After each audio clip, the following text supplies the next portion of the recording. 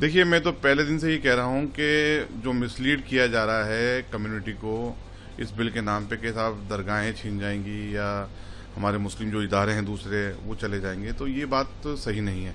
ठीक है, आपकी असहमति है वो अलग बात है, लेकिन हमारा मानना ये है कि जो भी अमेंडमेंट हो वो इन दी इंटरेस्ट ऑफ तमाम रिलीजियस प्रॉपर्टी जो वक्फ से अटैच है उसके इंटरेस्ट में होना चाहिए, उसको प्रोटेक्ट किया जाना चाहिए। बिल्कुल मेरा मानना भी यही है और सरकार की मंशा भी यही है।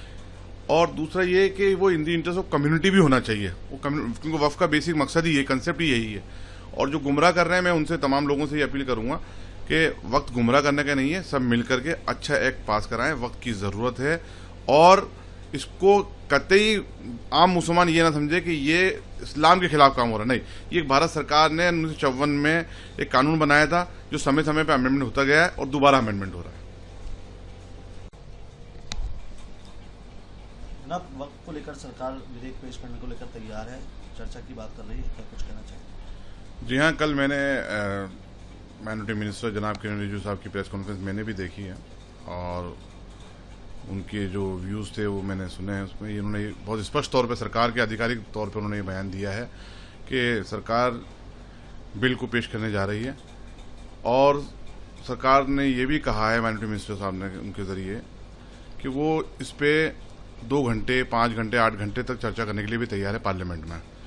तो ये अपना में एक बहुत पॉजिटिव साइन है। मैं तो आपके चैनल के माध्यम से तमाम जो स्टेक होल्डर्स हैं उनसे यही कहूँगा कि अपने अपने लेवल पे विपक्ष से भी बात करें, सबसे बात करें कि इस पर एक सार्थक चर्चा हो पार्लियामेंट में।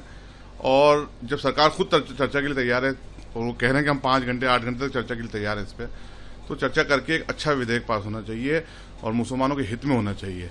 मैं आपके चैनल के माध्यम से अपोजिशन के जितने लीडर्स हैं, देखिए हमारी किसी से कोई अदावत नहीं है और मैं तमाम तंजीमें हैं उनसे भी अपील करूंगा।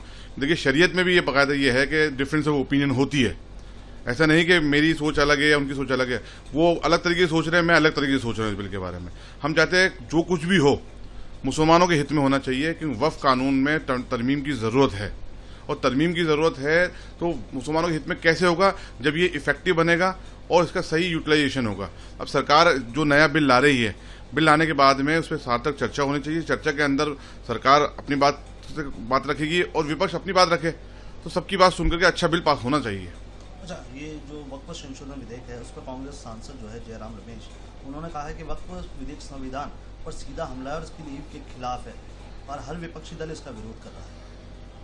देखिए, वो लोग पॉलिटिकल लोग हैं, उनके क्या बयान आते हैं उस पर मैं टिप्पणी करना उचित भी नहीं समझता।